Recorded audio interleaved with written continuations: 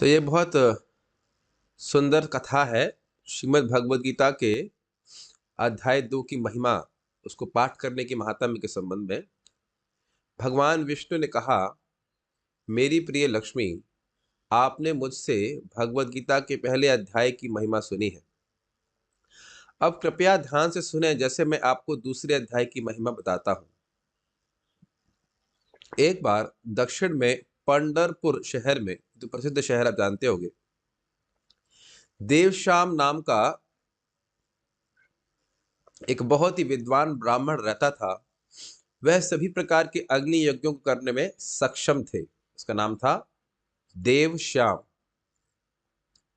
वह अतिथि के आगमन का महत्व भी जानते थे और अपने धार्मिक कृत्यों से वह सभी देवताओं को संतुष्ट करने में सफल भी रहे। लेकिन वह अपने हृदय और मन में प्रसन्न और शांत नहीं थे। उनमें परमात्मा के साथ आत्मा के संबंध का ज्ञान प्राप्त करने की इच्छा थी और इस उद्देश्य के लिए वे कई योगियों और तपस्वियों को आमंत्रित करते थे और उनकी सभी प्रकार की सेवा करते थे और उनसे परम सत्य के विषय में पूछताछ करते थे। इस तरह उन्होंने अपने जीवन के कई साल बिता दिए। देवश्याम जी, एक बार उनको एक योगी का दर्शन प्राप्त हुआ। एक दिन जब वह चल रहा था, यानी कि वो ब्राह्मण चल रहे थे, तो उन्होंने अपने सामने एक योगी को देखा जो अपनी नाक के अग्रभाग पर अपनी आंखें स्थिर कर ध्यान मुद्रा में बैठा था और पूरी तरह से ध्यान में लीन था। ये आप देख सकते हैं फोटो। देवश्याम को यह अनुभव हो गया था कि यह योगी पूरी तरह से शांत और बिना किसी भौतिक इच्छा के है। देवश्याम ने बड़े ही आदर और श्रद्धा के साथ उस योगी के चरणों में गिरकर उससे पूछा कि वह मन की पूर्ण शांति कैसे प्राप्त कर सकता है। उस समय उस योगी ने, जिसे परम भगवान श्री कृष्ण का पूर्ण ज्ञान था, देवश्याम को सलाह दी कि वह सोवपुर के गांव में जाकर एक मित्रवन नामक व्यक्ति से मिले, जो पेशे से बकरी चराने वाला था, और उससे ईश्वर प्राप्ति के विज्ञान में निर्देश ले। ये कितना आश्चर्य की बात है कि जो बकरी चलाने वाला है, उससे ईश्वर के ज्ञान की उपदेश दिया जा रहा है योगी के द्वारा एक ब्राह्मण को। तो भगवद गीता का ज्ञान किसी को भी अत्यंत उन्नत कर सकता है। इससे हम बहुत बड़ी शिक्षा प्राप्त कर रहे हैं। ये बड़ा आश्चर्यजनक बात थी। तो याद हुआ, देवश्याम मिले योगी से और अब योगी देवश्याम को मित्रवन से मिलने के लिए कह रहे हैं, और मित्रवन एक बकरी चराने वाला है। यह सुनकर देवश्याम ने बारंबार उस योगी के चरणों में प्रणाम किया और तुरंत सोवपुर के लिए रवाना हो गए। तो ये हैं मित्रवन जी, जो बकरी चराने वाले हैं। जब वे वहां पहुंचे तो उन्हें उत्तरी दिशा में एक सुंदर जंगल मिला, जहां उन्हें बताया गया कि मित्रवन रहते हैं। जब वे उस जंगल में गए तो उन्होंने देखा कि एक छोटी नदी के किनारे मित्रवन कुछ चट्टानों के ऊपर बैठे हैं। मित्रवन बहुत ही सुंदर और पूरी तरह से शांत लग रहे थे। उस जंगल में हवा बहुत धीरे धीरे चल रही थी और हर दिशा से एक सुंदर सुगंध आ रही थी। बकरियां पूरी तरह से भय रहित इधर उधर शांति से घूम रही थी और उनमें से कुछ बाघों और अन्य क्रूर जानवरों के निकट में अत्यंत शांति से बैठी नजर आई। ये कितनी आश्चर्य की बात है, बाघ के बगल में बकरी। जब देवश्याम ने यह दृश्य देखा तो उनका मन बहुत शांत हो गया और वे सम्मान पूर्वक मित्रवन के पास पहुंचे और उनके पास बैठ गए। मित्रवन अपने ध्यान में पूरी तरह से लीन प्रतीत हुए।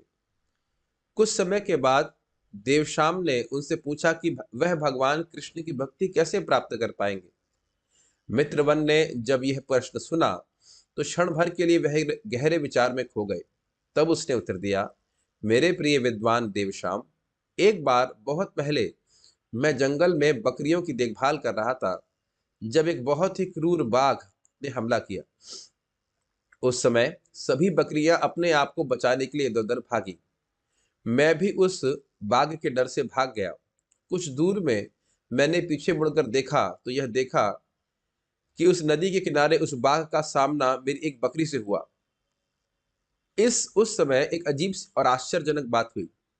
उस बाघ ने अपना सारा गुस्सा और मेरी बकरी को खाने की इच्छा खो दी। तो बाघ बड़ी प्रेम से बकरी से अब बात कर रहा है। तब मेरी बकरी ने उस बाघ से पूछा, तुम्हें अपना भोजन मिल गया है तो तुम मेरे शरीर का मांस क्यों नहीं खा रहे हो? है ना आश्चर्य की बात। बकरी को भाग जाना चाहिए था, लेकिन बकरी कह रही है मुझे खा लो, तुम खा क्यों दे रहे हो? उसके बाद कहते हैं क्या होता है देखिए, तुम मुझे तुरंत मार डालो और बड़े चाव से मेरा मांस खा लेना, तुम क्यों झिझक रहे हो? उस बाघ ने कहा, मेरी प्यारी बकरी, व्हाट अ वंडरफुल स्टेटमेंट। बाघ और प्यारी बकरी, जब से मैं इस जगह पर आया हूँ, हर प्रकार के क्रोध ने मुझे तोड़ छोड़ दिया है और मुझे भूख या प्यास नहीं। तो बकरी का भय सारा निकल गया और बाघ का क्रोध और भूख शांत हो गई। बकरी ने कहा, मुझे भी यह नहीं पता कि मैं इतना निडर और शांतिपूर्ण क्यों महसूस कर रही हूँ। और ये कितने आश्चर्य की बात है कि वो दोनों बातें कर रहे हैं और मित्रवन को सुनाई पड़ रहा है। इसका क्या कारण हो सकता है? यदि आप जानते हैं तो कृपया मुझे सूचित करें। बाघ ने उत्तर दिया, मैं भी नहीं जानता। आइए उस व्यक्ति से पूछे। जब मैंने उस बाघ और बकरी की गतिविधियों में ये परिवर्तन होते देखा तो मैं बहुत चकित हो गया। उस समय वे दोनों मेरे पास आए और इस परिवर्तन का कारण पूछने लगे। मित्रवन के पास आए। अब मित्रवन को पता नहीं था तो उन्हें एक बंदर से पूछा। कितना इंटरेस्टिंग है। मैंने देखा कि पास के ही एक पेड़ की डाली पर एक बंदर बैठा था। मैं उन दोनों के साथ गया उस वानर राजा से पूछा। उन दोनों का मतलब मित्रवन, बकरी और बाघ के साथ। बंदर ने बड़े आदर के साथ हमारे प्रश्न का उत्तर दिया। सुनो, मैं तुम्हें बताता हूँ, यह एक बहुत पुरानी कहानी है। देखिए कहानी के अंदर कहानी चलती जा रही है। एक शिवलिंग था वहां पे, एक उसी जंगल में। इस जंगल में आपके ठीक सामने, जो स्थान पे थे उसी के सामने बता रहे थे, एक बहुत बड़ा मंदिर है जिसमें भगवान ब्रह्मा ने एक शिवलिंग स्थापित किया था। बहुत पहले सुकाम नाम के एक विद्वान ऋषि, जिन्होंने कई तपस्याएं की थी, वहां रहते थे। वह प्रतिदिन जंगल से फूल और नदी से पानी लाते और भगवान शिव की पूजा करते। इस तरह वे कई वर्षों से यहाँ रह रहे थे। तभी एक दिन एक ऋषि आए। उस समय सुकाम ने फल और पानी लाकर उस ऋषि को खिलाया। ऋषि के खाने और विश्राम करने के बाद सुकाम ने उनसे कहा, हे ज्ञानीवर, केवल भगवान कृष्ण के ज्ञान को प्राप्त करने के लिए मैं यहाँ रह रहा हूँ, तपस्या और पूजा कर रहा हूँ। तो देखिए इंटरेस्टिंग बात है कि वह भले शिव जी की पूजा कर रहे थे, लेकिन ज्ञान में भगवान का प्राप्त करना चाह रहे थे। लेकिन आज आपके संपर्क में आने से मेरी तपस्या का फल मिल गया। ये बहुत बड़ी बात है। इस जगत में व्यक्ति तपस्या करता है और उसे कदाचित भक्तों का संग प्राप्त हो जाए, जहां उसे भगवत ज्ञान प्राप्त हो जाए, तभी उसकी तपस्या फलित हो गई। जब ऋषि ने सुकाम के समर्पण से परिपूर्ण वचनों को सुना तो वे बहुत प्रसन्न हुए और उन्होंने एक पत्थर के टुकड़े पर श्रीमद् भगवद गीता का दूसरा अध्याय लिखा। फिर उन्होंने सुकाम को उन श्लोकों को प्रतिदिन पढ़ने का निर्देश दिया। ऐसा करने से आप जल्द ही अपने लक्ष्य को प्राप्त कर लेंगे। इतना कहने के बाद सुकाम के देखते देखते वह ऋषि उस स्थान से अंतर ध्यान हो गए। उसके बाद उस ऋषि के निर्देशों का पालन करते हुए सुकाम ने जीवन भर उन श्लोकों का प्रतिदिन पाठ किया। बहुत जल्दी उन्होंने भगवान कृष्ण का पूर्ण ज्ञान प्राप्त कर लिया और जिस दिन से उसने उन श्लोकों का पाठ करना शुरू किया, उसे फिर कोई प्यास या भूख नहीं लगी। वाह! और उनकी इस तपस्या और भक्ति के कारण इस स्थान पर जो कोई भी आता है उसे भूख प्यास का अनुभव नहीं होता और तुरंत पूर्ण शांति प्राप्त होती। इसी कारण से बाघ को भूख और प्यास का अनुभव नहीं होता था और जो बकरी थी वह पूरी तरह से शांत और निर्भय हो गई थी। मित्रवन ने कहा, मेरे प्रिय देवश्याम, बंदर द्वारा वह अद्भुत कहानी सुनने के बाद मैं बाघ और बकरी के साथ उस मंदिर में गया। हमें वहां एक पत्थर के टुकड़े पर श्रीमद् भगवद गीता का दूसरा अध्याय लिखा हुआ मिला और मैं इन श्लोकों का प्रतिदिन पाठ करने लगा। दूसरा अध्याय पूरा पढ़ रहे हैं। इस तरह हम बहुत जल्दी भगवान कृष्ण की भक्ति प्राप्त करने में सक्षम हो पाए। बाघ तक करता था, अब ये कैसे करता था कौन जाने। मेरे प्रिय ब्राह्मण, यदि आप भी श्रीमद् भगवद गीता के दूसरे अध्याय के श्लोकों का पाठ करना शुरू कर दें तो आप बहुत जल्दी भगवान कृष्ण की कृपा प्राप्त कर लेंगे। भगवान विष्णु ने कहा, मेरी प्यारी लक्ष्मी, इस तरह देवश्याम ने मित्रवन से ज्ञान प्राप्त किया और उस महान आत्मा की पूजा करने के बाद वे पंढरपुर लौट आए और प्रतिदिन भगवद गीता के दूसरे अध्याय का पाठ किया। और जो कोई भी पंढरपुर जाता था, देवश्याम सबसे पहले उसके सामने श्रीमद् भगवद गीता का दूसरा अध्याय पढ़ते थे। इस तरह देवश्याम को भगवान कृष्ण के चरण कमलों की प्राप्ति हुई। मेरी प्यारी लक्ष्मी, ये श्रीमद् भगवद गीता के दूसरे अध्याय की महिमा है। एक बात हमें महत्वपूर्ण है कि कभी कभी व्यक्ति सोचेगा हमें इस प्रकार का अनुभव क्यों नहीं प्राप्त हो रहा है। इससे कोई फर्क नहीं पड़ता। ये ध्यान समझिए कि सारी बातें सत्य है और ये हर एक के संग नहीं घटित होंगी, लेकिन किसी के संग कभी भी घटित हो सकती है, तो इसलिए अश्रद्धा नहीं रखना चाहिए। हम भगवान की भगवद गीता का अध्याय का पाठ करते हैं तो निश्चित रूप से हम भगवान की कृपा को जरूर प्राप्त करेंगे, करते हैं या कर रहे हैं। हम लोग अब पाठ करेंगे, जो भक्त मेरे संग भगवद गीता के दूसरे अध्याय का पाठ करना चाहते हैं वह कर सकते हैं। आप लोग को ठीक ठीक दिखाई पड़ रहा है? Can you see that? So if you want you can chant with me. बहुत से भक्त तो पूरे भगवद गीता के पूरे अध्याय को करते हैं। ठीक है, तो हम लोग करेंगे। संजय उवाच तं तथा कृपयाविष्टम् अश्रुपूर्णाकुलेक्षणम् विषीदन्तम् इदं वाक्यम् उवाच मधुसूदनः। श्रीभगवानुवाच कुतस्त्वा कश्मलमिदं विषमे समुपस्थितम् अनार्यदुष्टमस्वर्ग्यम् अकीर्तिकरमर्जुन।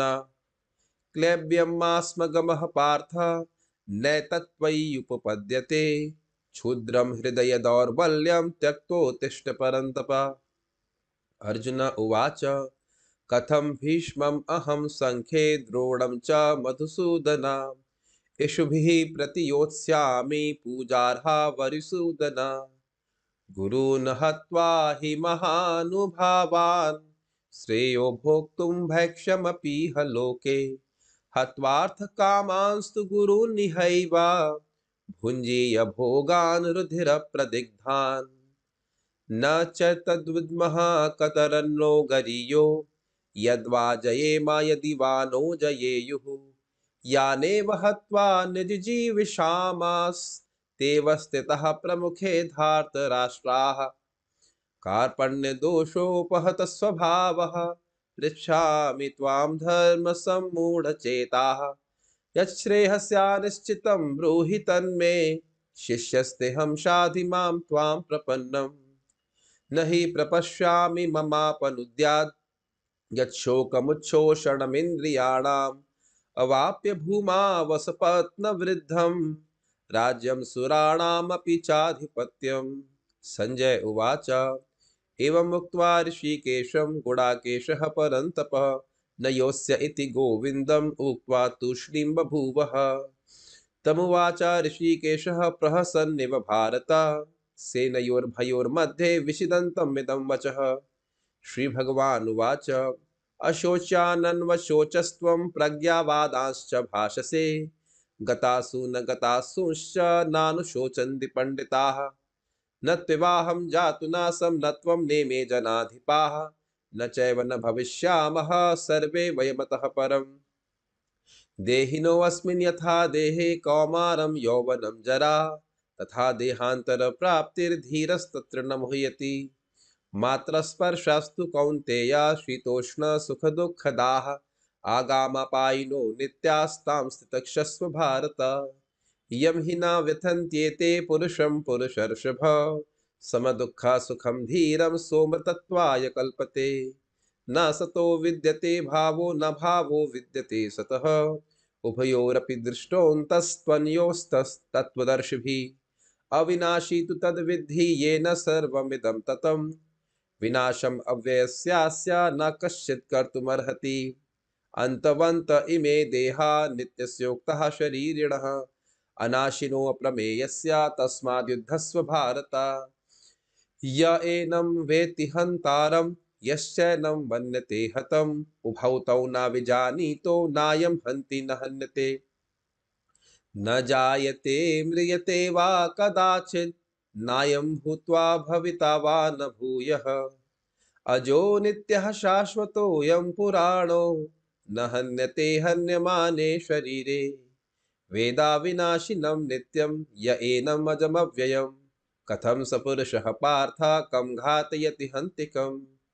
वासांसि जीर्णानि यथा विहाय नवानि गृह्णाति नरोपराणि तथा शरीराणि विहाय जीर्णानि अन्यानि संयाति नवानि देहि। नैनं छिन्दन्ति शस्त्राणि नैनं दहति पावकः न चैनं क्लेद्यन्त्यापो न शोषयति मारुतः। अच्छेद्योऽयम् अदाह्योऽयम् अक्लेद्य शोष्य एव च नित्यसर्वगतः स्थाणुरचलोऽयं सनातनः। अव्यक्तोऽयमचिन्त्योऽयम् अविकारोऽयम उच्यते तस्मादेवं विदित्वैनं नानुशोचितुमर्हसि। अथ चैनं नित्यजातं नित्यं वा मन्यसे मृतं तथापि त्वं महाबाहो नैनं शोचितुमर्हसि। जातस्य हि ध्रुवो मृत्युर्ध्रुवं जन्म मृतस्य च तस्माद् परिहार्यार्थे न त्वं शोचितुमर्हसि। अव्यक्तादीनि भूतानि व्यक्तमध्यानि भारत अव्यक्तनिधनान्येव तत्र का परिदेवना। आश्चर्यवत् पश्यति कश्चिदेनम् आश्चर्यवत् वदति तथैव चान्यः आश्चर्यवच्चैनमन्यः शृणोति श्रुत्वाप्येनं वेद न चैव कश्चित्। देहि नित्यम् अवध्योऽयं देहे सर्वस्य भारत तस्मात् सर्वाणि भूतानि न त्वं शोचितुमर्हसि। स्वधर्ममपि चावेक्ष्य न विकम्पितुमर्हसि। धर्मयाद्धि युधात् श्रेयो अन्यत् क्षत्रियस्य न विद्यते। यदृच्छया चोपपन्नं स्वर्गद्वारम् अपावृतं सुखिनः क्षत्रियः पार्थ लभन्ते युधमीदृशम्। अथ चेत्त्वमिमं धर्म्यं संग्रामं न करिष्यसि ततः स्वधर्मं कीर्तिं च हित्वा पापमवाप्स्यसि। अकीर्तिं चापि भूतानि कथिष्यन्ति ते अव्ययाम् संभावितस्य च कीर्तिर्मरणादतिरिच्यते। भयाद्रणादुपरतं वंस्यन्ते त्वां महारथाः येषां च त्वं बहुमतो भूत्वा यास्यसि लाघवम्।